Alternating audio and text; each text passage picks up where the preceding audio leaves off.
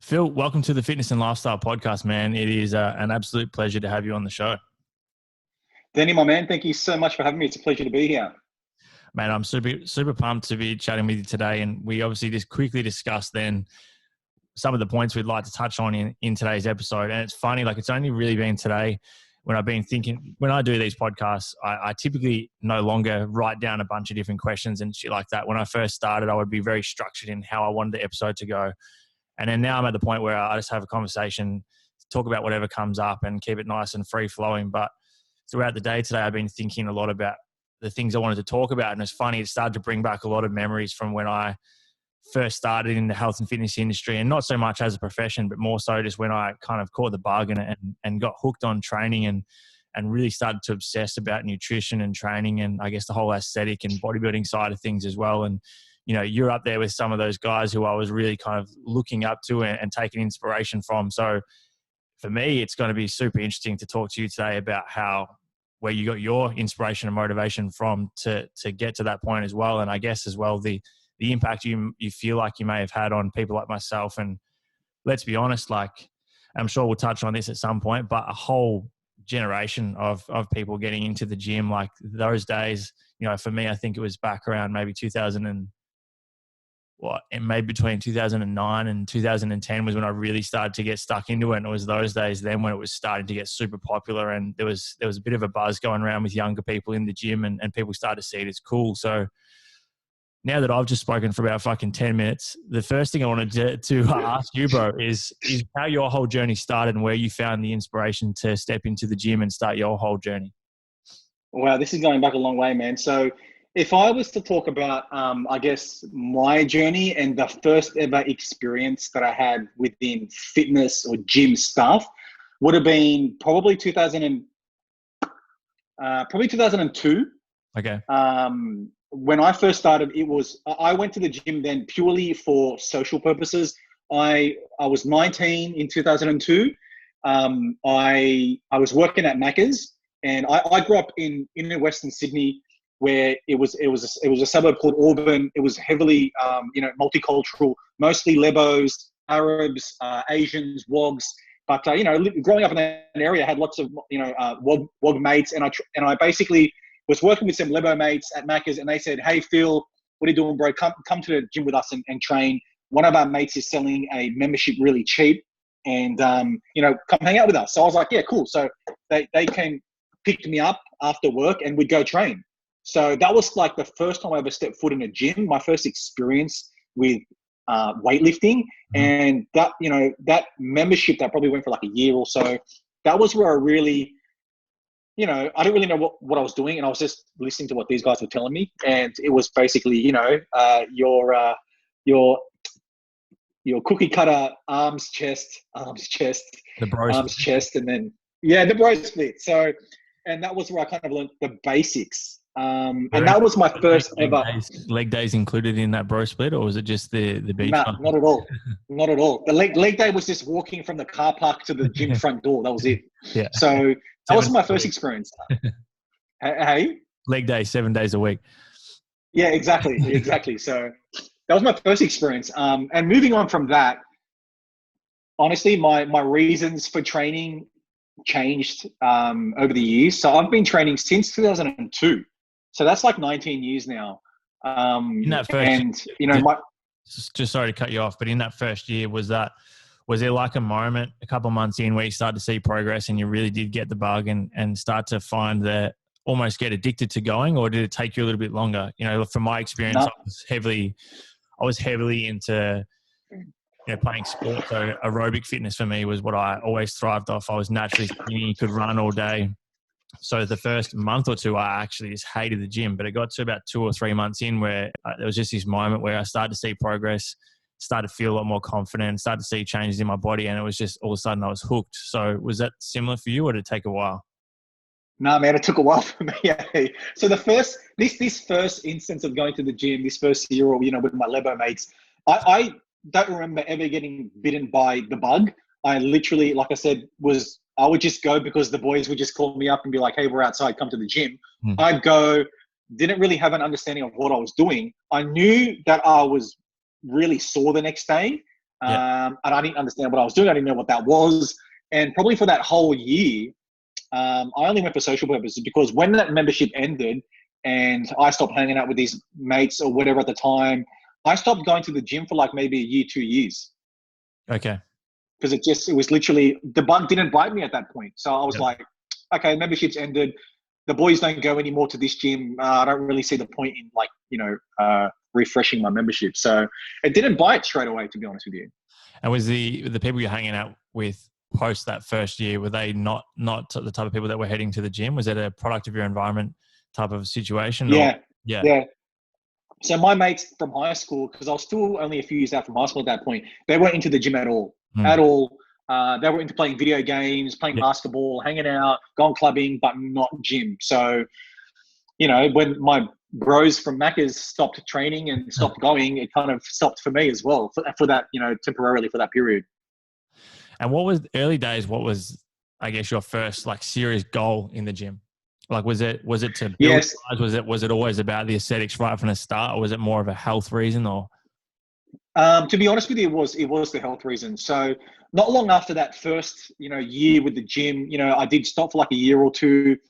At that time, this would have been 2004, 2005. It was, the car scene back then, the automotive car scene was massive.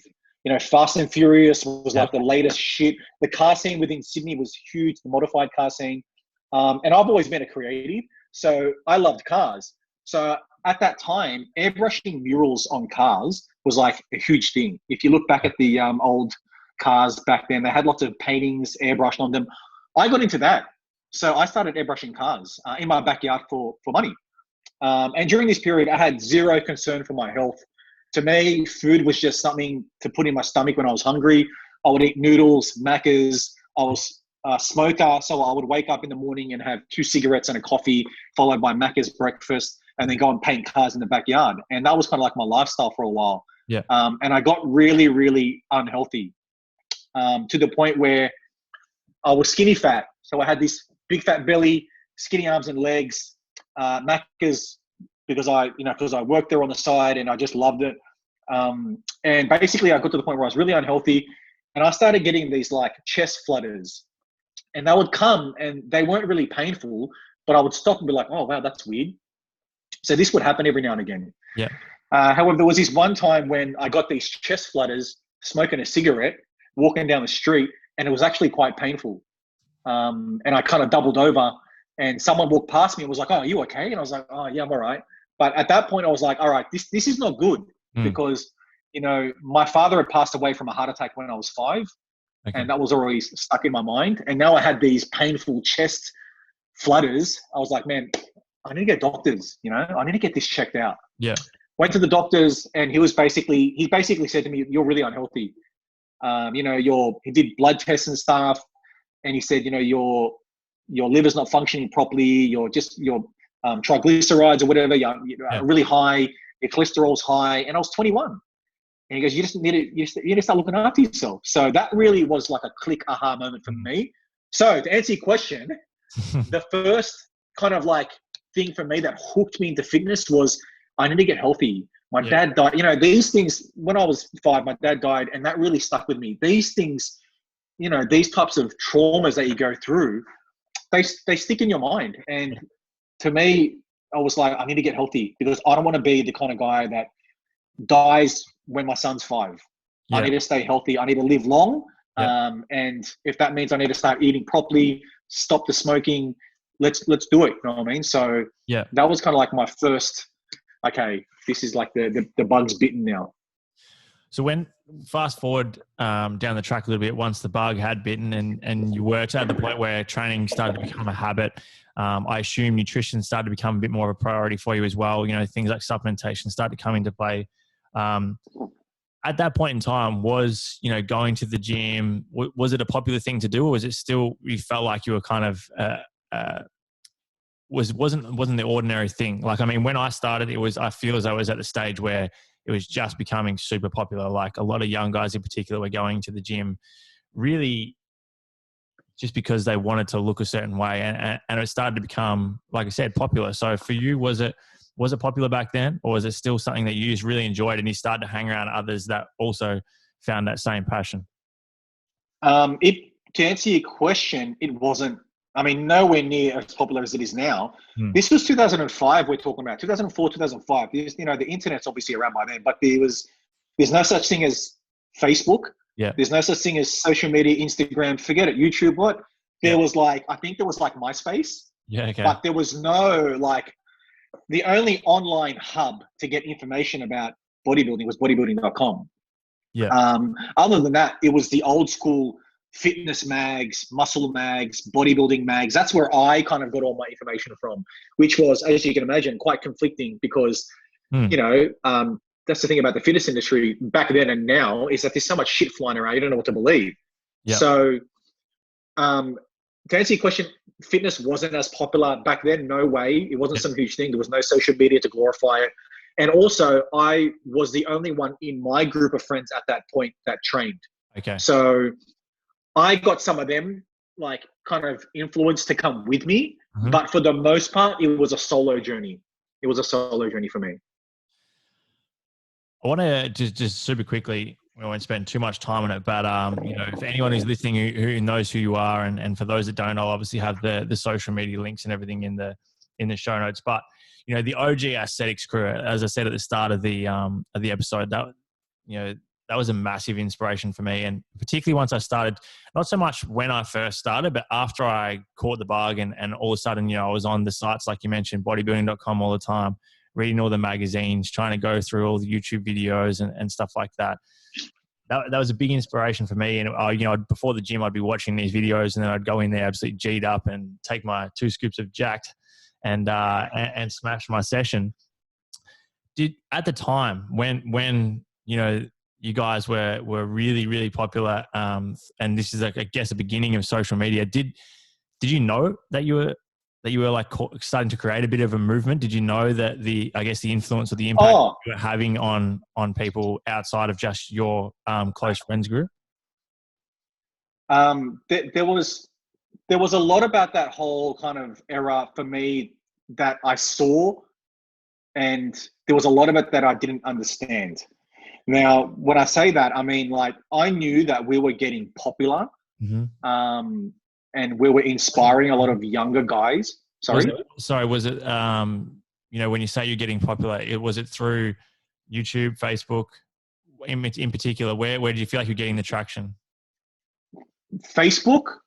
I don't think Instagram was around back in 2009, 2010. It was definitely Facebook was the big one, and YouTube was probably secondary. I remember just in 2010, I just had an influx of people every day adding me on Facebook. And it just was like, wow, I don't even know who these people are. But as I was saying, like, there was a lot of that era. Like, I knew we were getting popular. I knew we were making some noise, but I didn't understand the opportunity that was there. Mm-hmm.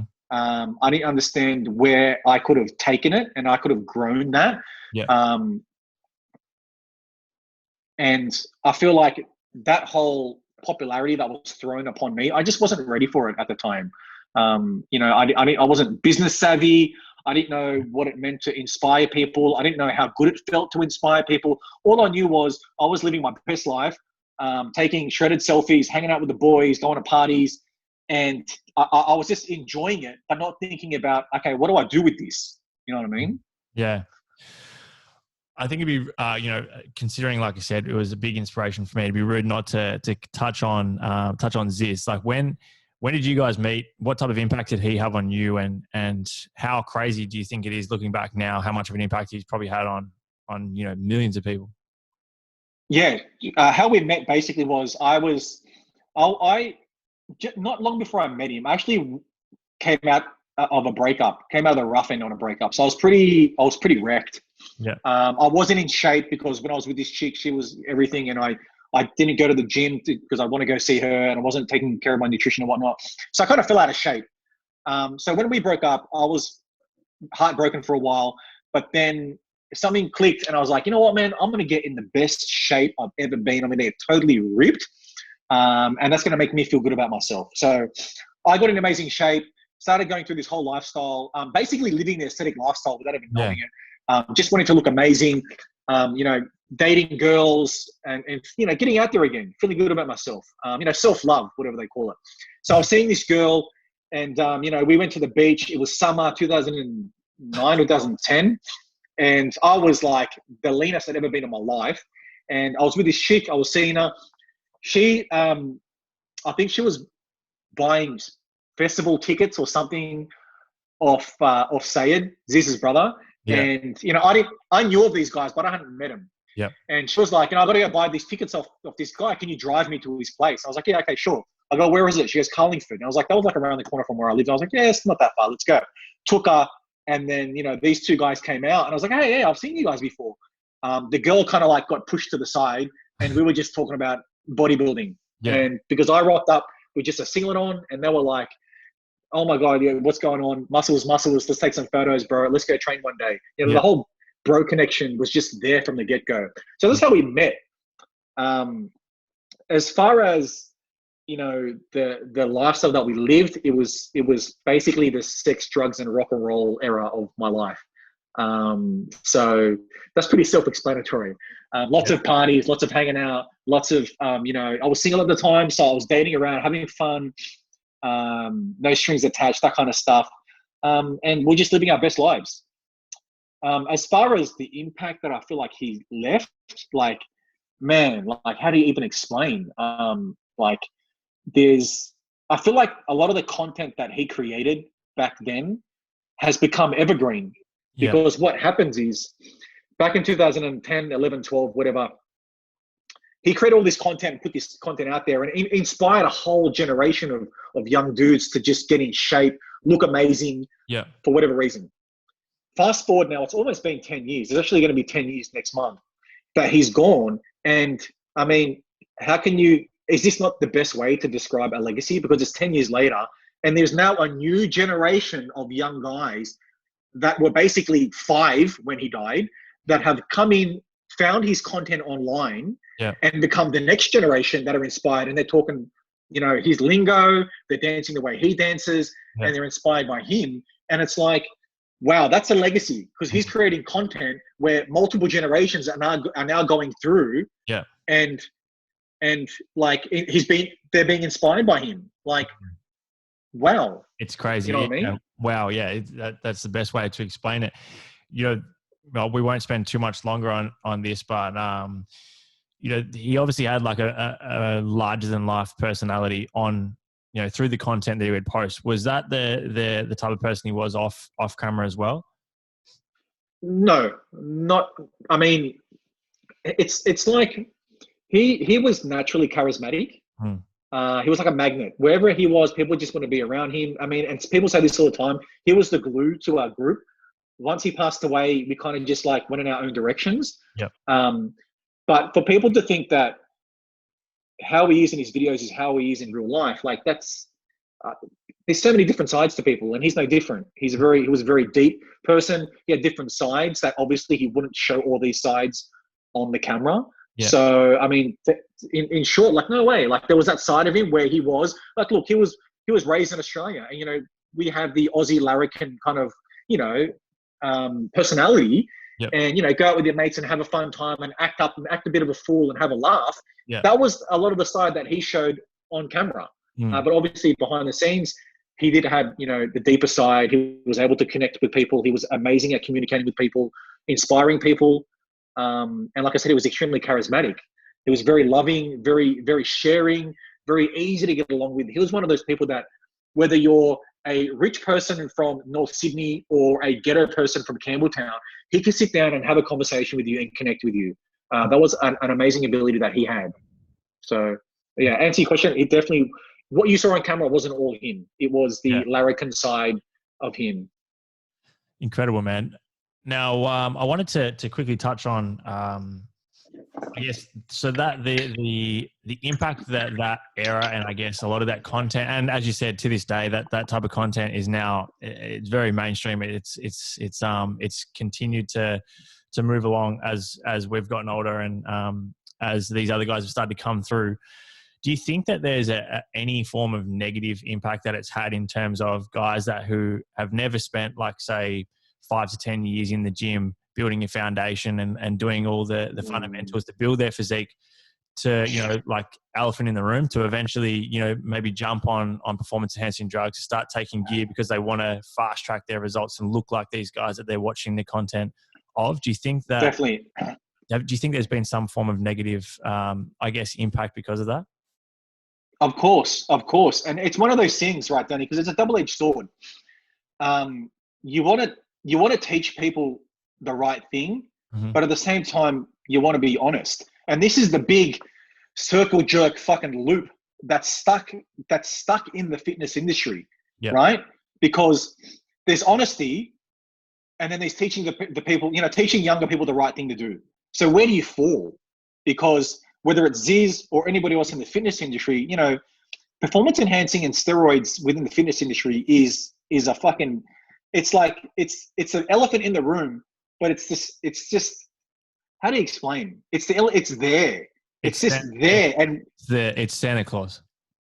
It's Santa Claus, you know what I mean? Yeah. And people don't want to talk about it for reasons that I understand, but it's a double-edged sword. If you're going to pick it up, it's got two edges to it. You know what I mean? So do I think it's had a negative impact as far as Ziz using steroids? And I guess what your question was, do I think it's kind of encouraged people to use performance enhancing too early or inappropriately? Yes, it has.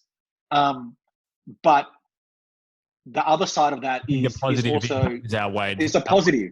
It has to outweigh it, right? So there's the negatives and there's the positives. The positive way outweigh it by far. And you can't stop. There will be someone that sees his videos and thinks, and because he was honest about his usage, that would pick up the PEDs too early, or use it inappropriately.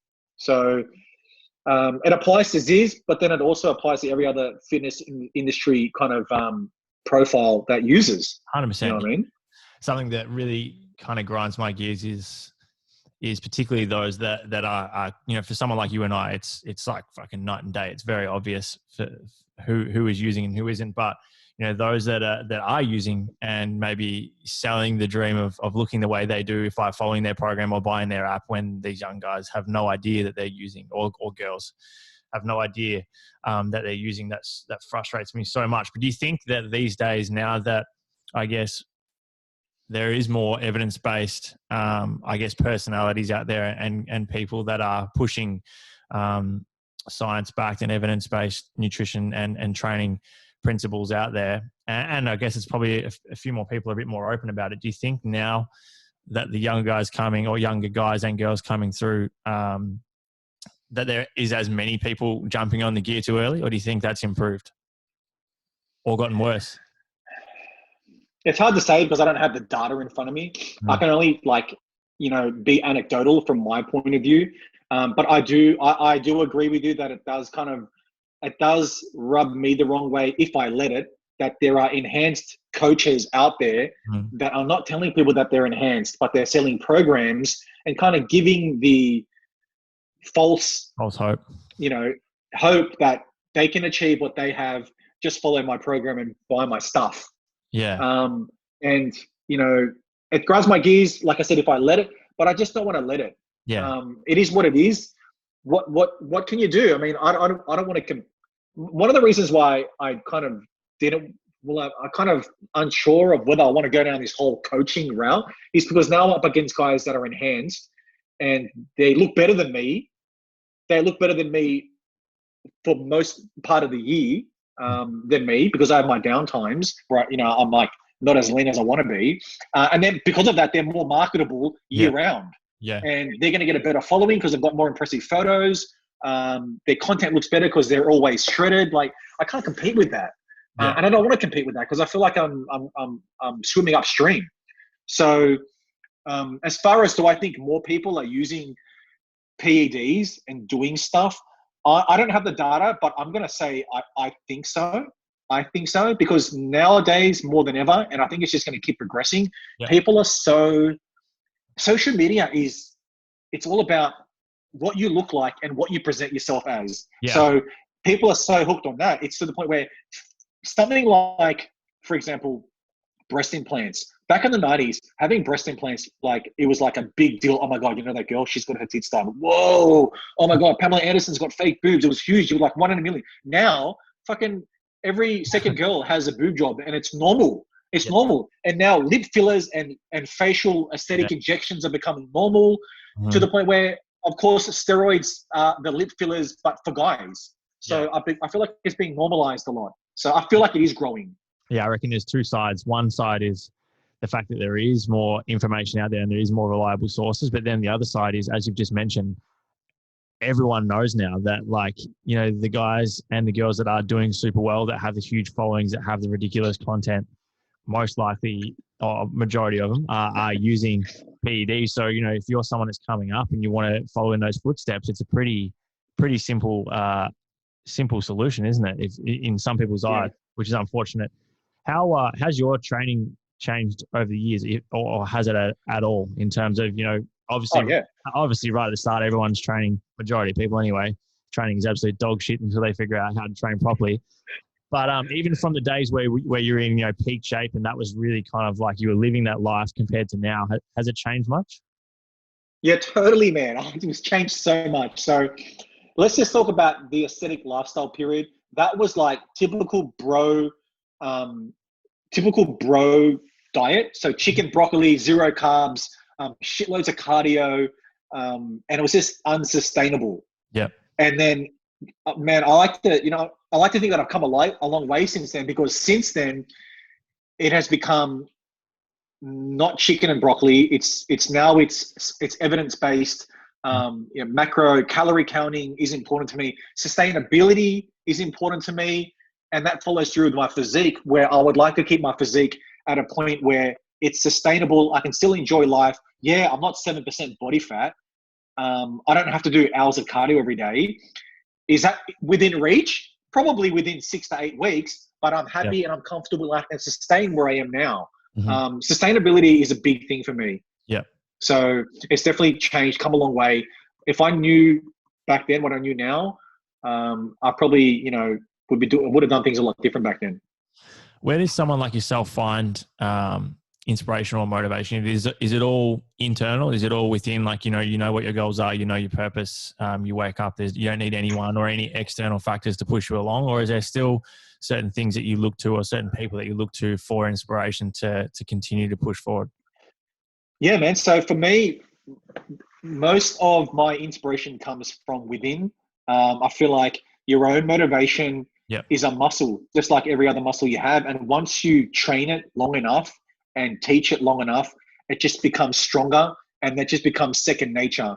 So I don't have a problem getting up in the morning and smashing some pre-workout and hitting the gym. There are parts of that process that I love. Yep. I look forward to the pre-workout kicking in. I look forward to the pump. I look forward to the sweat, the endorphin rush that I get after I finish a workout.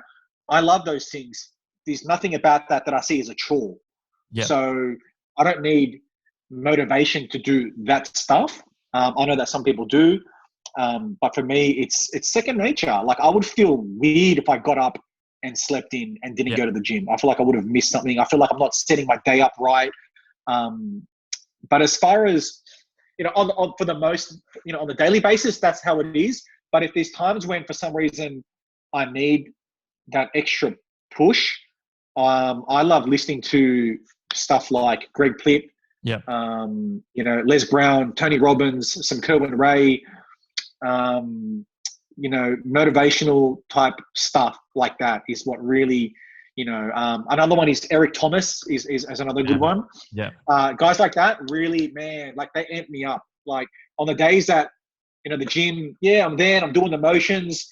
But if they come on and I'm like, oh, you know what? I'm not going as hard as I could be going. And I start pushing the envelope a little bit. So yeah, that's pretty much, music for me, like hip hop music and heavy metal. Back in the day, I used to love listening to music in the gym. Yep. Now it's all personal development, motivational kind of, Conor McGregor speeches, that kind of stuff. Yeah. Okay. You mentioned earlier in the chat about how you probably didn't at the time realize what it was like to have the impact you could have on so many people, and to have the following, and to have the, I guess, influence that you had on so many people. with your role now with EHP and even through your content on social media, on YouTube, I look through your YouTube channel and stuff like that. Do you now have that fire or I guess the desire to continue to inspire more and more people? And Yeah. through, let's say, for example, with EHP, like it's obviously a very different scenario, working inside a company, the inspiration and the impact you can have. But do you kind of see that now as an opportunity to keep having that impact on people? Yeah, definitely, Danny. So let me tell you about, I guess, this part of my journey that not a lot of people know of. And I'll be honest about it because that's all I can be. When I first got super popular because of the aesthetics crew, I wasn't ready for it. I didn't know what it was. I don't know what it meant to have. It was an opportunity at the time, but I feel like sometimes life gives you these opportunities when you're not ready for it, just to teach you something, whether that's an opportunity like this, or it could be even a relationship. A lot of people fall in love when they're teenagers, but they don't even know what that love is or what to do with it. And then they end up breaking up. And maybe 10 years down the track, I remember when I was in love with that girl, I was so immature, I had no idea what I was doing. That, for me, when the whole aesthetics crew popularity, that was like that. I got thrown all this popularity and this opportunity to inspire people, but I wasn't ready for it. I wasn't mature enough for it. I didn't know what it was, so I didn't know what to do with it. Nor was I even business savvy to know even how to turn it into a business where I could help people or inspire people and make a living out of it. So I was given that. Obviously, I didn't turn it into anything. I don't have 1 million followers right now. I didn't blossom it. I didn't turn it into a business. And I kind of fell off and became irrelevant for a while. Plus the death of Ziz kind of, everybody processes death differently. That really hit me. I basically went quiet for a few years and just focused on my career and getting that on track and figuring out what I wanted to do with myself. And it's not until maybe a few years, maybe 5 years ago, I really got stuck into, personal development and learning, becoming self-aware, learning about myself, learning about how I got here, what decisions I made to get myself here, what knowledge I lacked, who I wanted to be, all these questions, like soul searching, so to speak. Yeah. And now I look back on that time and go, wow, okay, I know what I should have done. I'm going to do that now. So now I'm in the position where I'm like, I want to inspire younger guys to be the best version of themselves in any arena of life that's important. And I like to think the important arenas of life are, your health and fitness, your career, your relationship with your family. I mean, they're the main things to me, and they all tie in together. Yeah. So, that's kind of like my drive right now is to help, younger men or even guys my age to be better. You obviously have the little fella who's a fresh new member to the family. Have you put any thought to whether or not you kind of want to push him down the path of getting in the gym nice and early and showing him what his old man used to be like back in the day and making sure you don't have that dad bod and stay shredded for it? Dude, you know what? It's so funny. Just before I jumped on this call, I was sitting on the couch feeding him and with my wife, and I just said to her, wait till he hits 16. I'm going to get him in the gym and I'm going to teach him the basics, and I'm going to teach him properly how to be, in great shape and how to build muscle, and he's going to be a gym guy. And then she was like, well, you don't know that for sure because he might not even be into it. Yeah. And I was like, no, but I'm going to surround him with this stuff and he's going to see me doing it. I'm going to influence him. She goes, yeah, but you did that to your younger brother and he's not into the gym as much as you are. Yeah. And I was like, that's a good point. It's a good point. So, I mean, I kind of zoomed out a little bit and thought about it. I was like, I can show him all this gym stuff and what I used to be like and try and influence him to get into it. But if he's not into it, I'm okay with that because I think my goal as a father should to not look at the micro stuff, but look at the macro stuff, which is as long as he's healthy and fit, he can be into soccer, football, Aussie rules, fucking table tennis, who knows, as long as I encourage him to be the best at it, be the best version of himself. Exactly.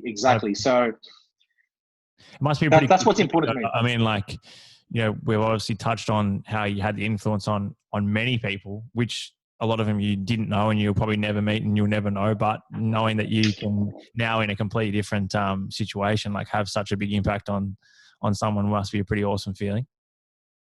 Yeah, definitely. Are you talking about my son or people in general? About your son? Yeah, definitely. Like definitely, because I feel like just by nature, he's gonna look to me Mm, for stuff, whether that's inspiration, guidance, education, advice. He's gonna look to me mm, naturally. This is the figure that he looks towards when he needs this stuff. So I'm very aware of this, and I need to be prepared to kind of guide him in the right direction.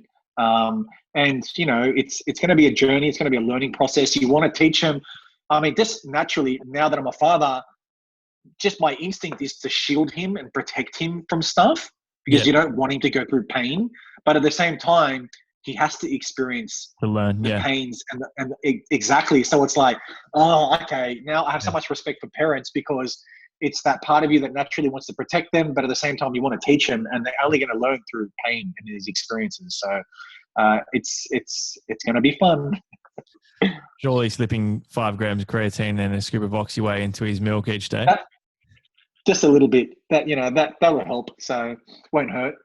Man, before we wrap things up, I'm curious to know, like, what are some areas at the moment? You said you're right into your personal development now and personal growth and stuff. What are some of the areas that you're really kind of working on at the moment, or you know, conscious of, or I guess the intentions that you're placing at the moment to grow? Like, what areas are you really focusing on? So that's a good question. Firstly, the kind of audience that I'm talking to is guys that I can relate to, guys that I've gone on that journey of growing up, from a teenager to where I am now at 38. My audience is basically guys that are anywhere between teenager to 30s or even 40s, where, they're going through life's journey. And there's a lot of kind of experiences that I've gone through that are, I don't want to say generic, but there are a lot of experience that, other guys go through. And, Yeah. whether that's anxiety, questioning what masculinity is, questioning am I man enough? Am I masculine enough? In comparison to what I define as masculinity. And then there's the other curveballs that life throws at you, like going through breakups, career, losing your job, loss in life, pain in life, and how we can take stuff from that and become better because of it. So for me, there's that aspect of it, and also the fact that we have these platforms now. Specifically, myself, Instagram and YouTube are the platforms that I'm really trying to figure out. Okay, how can I deliver my message to my audience? Yeah. How can I kind of put content out there that reaches these guys and helps these guys and makes them want to continue following me and look up to me, so I can continue to help them. And I know for a fact that bodybuilding and fitness is like my shiny kind of thing that gets their attention. Yep. And that's fine. If I can put up a YouTube workout where, I take them through a workout on how to grow a big chest. Yeah. I'll do that video. Hey guys, hey, grow a big chest. This is your bench press. This is what you do. This is how many reps. But then once I've got their attention, I can take them on any journey that I want. Yep. So I can kind of deliver the message, which is what I've been doing on my YouTube now. So similar to Greg Plitt, where I'm sure you're familiar with his videos, he'll do a workout video, right? Yeah. This is how you get big guns. Train biceps like this is doing that. But then he'll start talking to the audience about what it takes to be a winner, what it takes to be a loser, how to be the best version of yourself, and inspires them through these speeches that he gives in his workouts. So I've taken a leaf out of his book and want to get on a path of using fitness to bring people into my channels to get their attention, and then delivering the message. Yeah. Exactly. So that's what I'm working on right now, and I'm having a blast doing it, Danny. So incredible. Like I said, I'll have the links to your socials through Instagram and YouTube in the show notes below. So for everyone that's tuned into today's episode, I highly recommend you go and check out Phil's content. It's I'm sure you'll take a lot of value away. And if you have taken the value away from today's episode, we'd love for you to screenshot this one for us, tag us on your Instagram story so we can get some feedback. Make sure you give Phil a follow if you're not already. Man, thanks so much for joining me. I've thoroughly enjoyed it, and we'll have to do it again soon. We'll have to just catch up on Zoom, or hopefully once I can eventually come to Sydney, I'll come join you for a session. 100%, man. Thank you so much for having me. It's been a pleasure. I felt like that went quick. We definitely need to do a part two because we can talk forever. We didn't even talk about nutrition or anything. I know. So definitely let's definitely line up a part two. If you can make it, into Sydney, we'll definitely have a session, man. Let me know. And if I go down, you're in Melbourne, right? In Melbourne, yeah. Yeah. Dude, if I ever go down to Melbourne sometime in the future, I'll definitely hit you up and we'll work something out. Awesome, bro. Well, again, thank you so much. And for everyone who's tuned in, a big thank you. Really looking forward to chatting to you again in the next episode.